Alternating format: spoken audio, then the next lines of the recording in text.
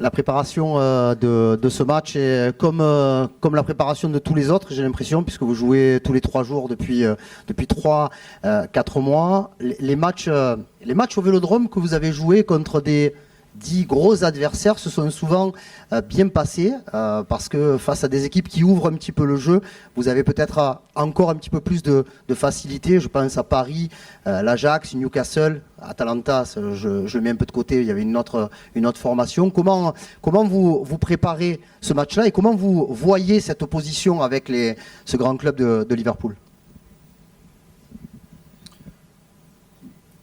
La préparation footballistique est évidemment plus difficile quand tu affrontes Liverpool. La préparation mentale est plus simple par rapport à un match contre une équipe de milieu de classement, par exemple en championnat ou même en Coupe de France. Mais malheureusement, ça c'est la progression qu'on doit faire nous. Et la question que vous posiez juste avant sur l'importance du match pour Liverpool, pour les équipes anglaises, nous on doit penser que tous les matchs doivent être préparés de la même manière, parce qu'on peut perdre contre tout le monde et on peut gagner contre tout le monde aussi. Ça c'est notre histoire qui le prouve, notre histoire actuelle. Bonjour coach. Sachant le prestige de ce match, est-ce qu'il peut changer la saison, tout simplement?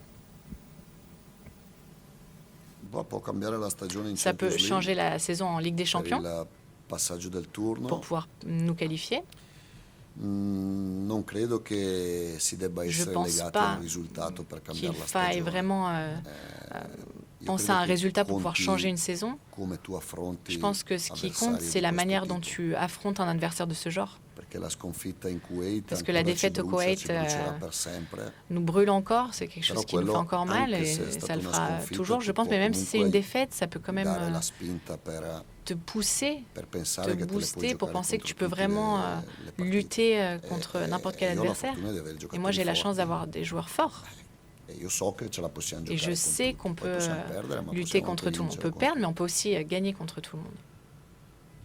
Roberto, can I just check a few things with you? First of all, Matt O'Reilly, what's the plan for him now? Because we've obviously seen reports that his loan could end early. Also, Nwaneri from Arsenal. What can you tell us about the possibility of signing him on loan in this window? And also, what's your own response to reports linking you with a return to the Premier League and the possibility of going to Manchester United in the summer? De retourner sur Manchester United cet été?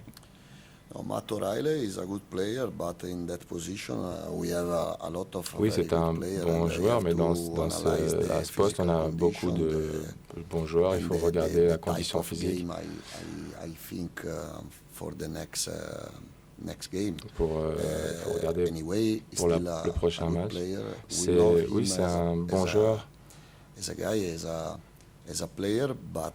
On l'aime bien en tant que joueur. Peut-être qu'il peut rentrer dans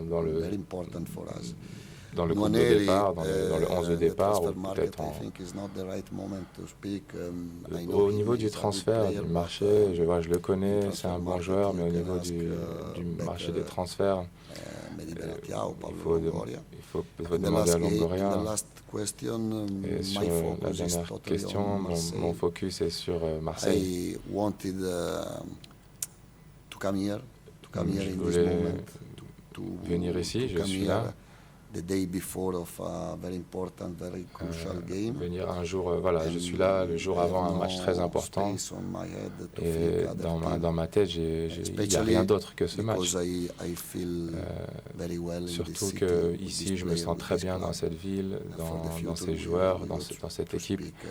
Et on peut parler dans les prochains mois, peut-être pour l'année prochaine, mais pas pour l'instant. Bonjour coach. Bonjour. Qu'est-ce que vous pouvez nous dire de deux joueurs qui jouent beaucoup, en tout cas qui jouent tous les matchs très importants, à savoir Emerson et Timothy Weah, qui sont arrivés cet été? Et quelle importance ils ont pris dans votre équipe, dans votre système, dans votre philosophie de jeu? Merci.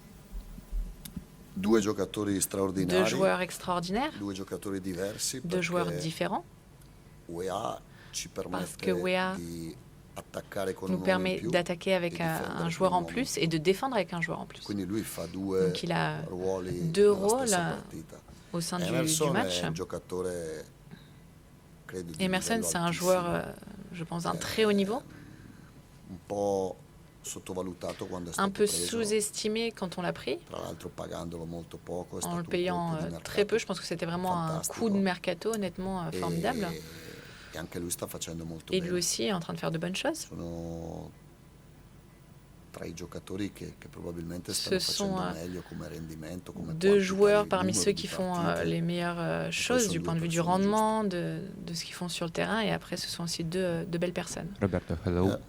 Marcel is still fighting in 3 tournaments and have good chances to go through to the next stage of Champions League and French Cup and in the Ligue 1. Peut-être passer au prochaine étape de la Champions League. But fans are waiting for a trophy for almost 14 years, and I would like to ask you, I have no doubt that you want to win a trophy, but if you can't succeed and win a trophy with Marcel, would you be satisfied if fans will be grateful to you and will remember you as a stylish coach, as a coach who is strongly dedicated to its attacking style? How is it important to you to win trophy? Because we know many world-class managers, for example, Marcelo Bielsa, who left a huge heritage in football without winning big trophies. Sans gagner de trophée.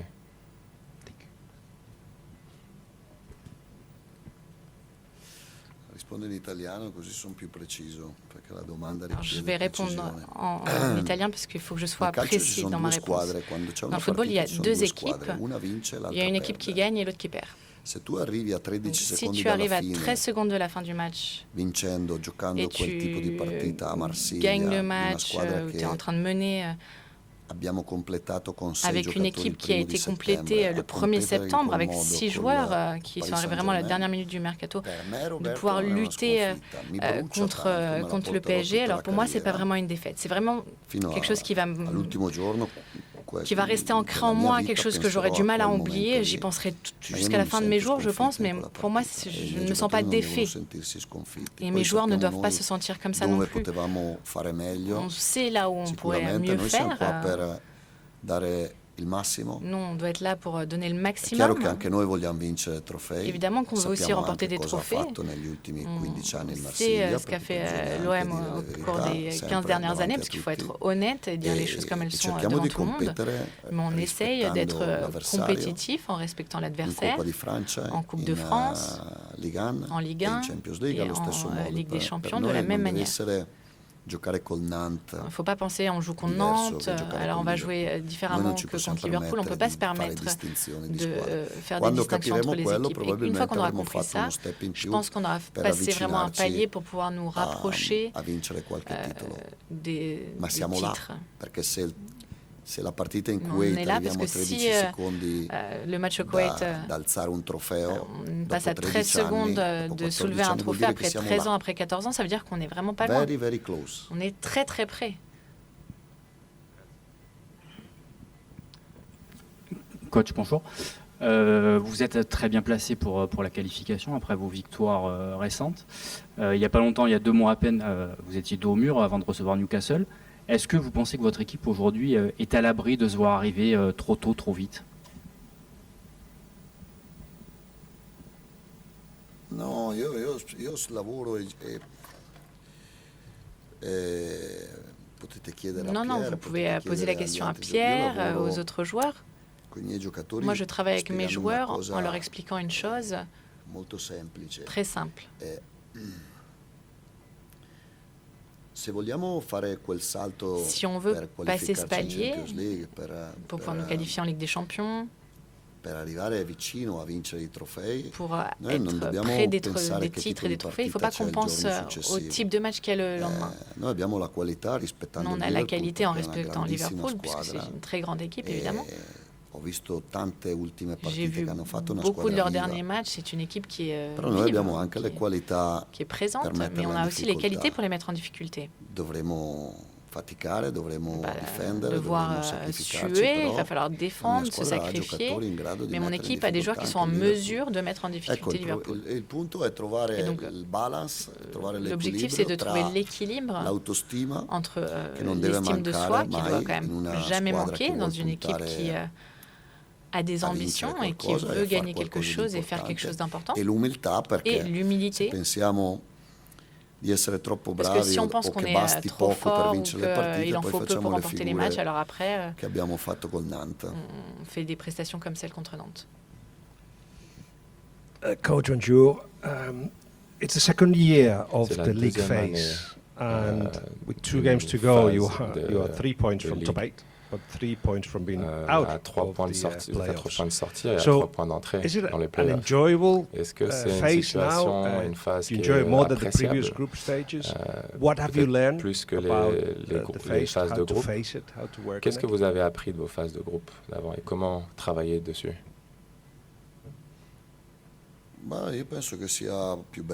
Je pense que c'est plus beau, honnêtement. Tu rencontres plus d'équipes, tout est ouvert jusqu'à la dernière minute. Alors qu'avec la phase de groupe à 4 équipes, si les 2-3 premiers matchs ne se passaient pas bien, alors tu n'avais vraiment aucune chance de te qualifier. Donc je pense que c'est plus beau. C'est vrai que c'est peut-être plus difficile aussi, plus énergivore, puisque tu as 2 matchs de plus à jouer. Mais je trouve qu'il y a plus d'intérêt jusqu'à 2-3 matchs de la fin. L'an dernier, par exemple, le PSG, à 2-3 matchs de la fin, ils étaient dehors, ils n'étaient pas qualifiés. Au final, ils ont remporté la Ligue des Champions méritamment. Donc,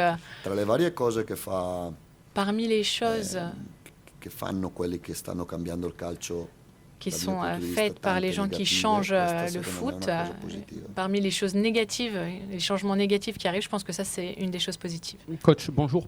Je voulais vous entendre sur Pierre-Emile Højbjerg à vos côtés, pas sur le leader qu'il est, mais sur le joueur sur le terrain, ce qu'il vous apporte et en quoi il compte pour vous, parce que derrière Greenwood, c'est le joueur qui joue le plus. Donc voilà, on imagine qu'il est essentiel, mais pour quelle raison est-il essentiel dans votre philosophie, s'il vous plaît? Pierre, il nous apporte sur tous les plans. C'est un joueur de qualité, donc il nous donne la qualité, mais la quantité également. Il nous apporte du point de vue de la personnalité, parce que quand le ballon brûle un peu, il va le chercher, il va le prendre. Il a le niveau élevé qui fait en sorte que les joueurs un peu plus jeunes ou à un niveau moins élevé puissent apprendre de lui. Il a une forte personnalité. Et donc pour nous, je pense que ce genre de joueurs sont indispensables pour pouvoir aller de l'avant. Moi, je pense que depuis mon arrivée ici, depuis que Mehdi Benatia est arrivé, je pense qu'on a changé beaucoup de choses. Et la question que vous avez posée à Pierre sur le fait qu'on encaisse beaucoup de buts en fin de match, pourquoi? Moi, je pense parce qu'on est une équipe jeune, pas jeune par rapport à l'âge, mais jeune du temps qu'on a passé ensemble. Donc les connexions, l'âme de l'équipe, l'âme se crée quand tu sens que ton coéquipier, ton frère, qu'il y a une fraternité, qu'en un regard tu réussis à comprendre. Ça, c'est quelque chose qui encore nous manque. C'est quelque chose qui n'est pas encore là, mais c'est impossible à avoir. Parce que même cette saison, on a changé beaucoup de joueurs en améliorant l'équipe. Il y a beaucoup de joueurs qui sont arrivés vraiment à la dernière minute. Guiri, Traoré et Facundo Medina n'ont pas encore joué 5 matchs cette saison, moins de 5 matchs. Et ce sont 3 joueurs fondamentaux. Donc, si tu as un joueur comme Pierre Højbjerg, le niveau s'élève du point de vue du football, du point de vue de la personnalité, du point de vue humain. Et pour pouvoir remporter les matchs, il faut lever un peu cette barre à tous les points de vue. Bonjour coach, vous venez de citer Ahmed Junior Traoré. Il a marqué son premier but avec l'OM en Ligue 1 ce week-end. Il avait été longtemps blessé. Quel regard vous portez sur ce joueur? Qu'est-ce qu'il peut vous apporter sur cette seconde partie de saison? Il est moins vertical que Paixão. Je l'ai retrouvé beaucoup plus mûr. Je l'avais entraîné à Sassuolo. Et je pense qu'il est en train de devenir un vrai joueur, un joueur de haut niveau. Il nous apporte de la qualité au niveau de la possession de balle. Il nous donne la possibilité aussi de nous insérer entre les lignes plus dans l'axe, puisque Paixão est plus latéral, plus à jouer sur les couloirs. Donc il nous donne plus d'espace au milieu du terrain, dans l'axe. Et je suis chanceux parce que j'ai deux joueurs qui sont tous les deux très forts. Ce jour, je pense que Traoré peut nous donner plus d'énergie parce qu'il a joué moins que Paixão. Comme Gouiri a moins joué qu'Aubameyang, donc il a plus d'énergie, plus peut-être d'enthousiasme, il nous apporte de la fraîcheur. Mais Aubameyang reste à un très haut niveau et Paixão reste un joueur de haut niveau également. C'est grâce à eux qu'on en est ici aussi. Et donc demain, Aubameyang ou Gouiri pourraient jouer, ou Traoré ou Paixão. On verra. Dans tous les cas, peu importe ce que je fais, je ferai une erreur quand même, parce que je suis obligé d'en laisser deux forts dehors sur le banc. Et puis après, vous me critiquerez. Vous me critiquerez après le match, pourquoi il y en a un qui n'a pas joué, etc. Avant, personne ne dit rien, mais après, vous parlez tous. Comme en Italie. On est latin, c'est pour ça. Encore deux questions. Bonjour coach. Bonjour. La question c'est, vous ne serez pas éliminé si vous perdez contre Liverpool, vous aurez une belle ambiance au stade Vélodrome. Avec vous, il y a très peu de matchs nuls, c'est tutto o niente. Donc la question c'est, est-ce qu'il faut être prudent demain face à Liverpool ou est-ce qu'il faut jouer débridé, est-ce qu'il faut être particulièrement offensif parce que finalement le risque est limité? Je pense que j'ai jamais préparé un match pour faire un nul. Je ne sais pas comment le faire honnêtement, à préparer un match en visant le nul.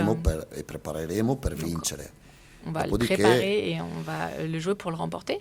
Après, si tu ne cours pas et que tu ne défends pas tous ensemble, c'est sûr que tu n'auras pas la possibilité de l'emporter. Je pense que ça c'est très clair, surtout pour les attaquants. È una cosa essenziale. Oltretutto adesso sono rientrati attaccanti, quindi in panchina les attaquants qui sont revenus, donc sur le banc j'ai toujours 2-3 attaquants et comme j'ai fait à Angers, seguirò a fare la stessa cosa, je continuerai à faire la même chose parce qu'à la 60e, 65e, si on a un peu une baisse de tension, une baisse d'énergie, je pourrais changer tous les 3 ou tous les 4 Però joueurs. sì che dobbiamo giocare col gusto, Mais oui, il faut qu'on joue avec l'envie, avec l'amusement, avec l'honneur aussi de jouer dans ce stade contre une grande équipe et le courage évidemment, parce que je pense qu'on a les qualités pour vraiment les regarder dans les yeux comme on l'a fait contre le PSG, comme on l'a fait contre le Real Madrid. C'est pas le fait de penser d'être meilleur, mais c'est le sport, c'est la compétition de haut niveau. Dans la compétition, tu peux perdre, mais tu peux aussi gagner. Bonjour coach. La dernière fois que vous avez joué au Vélodrome, ça s'est pas forcément très bien passé.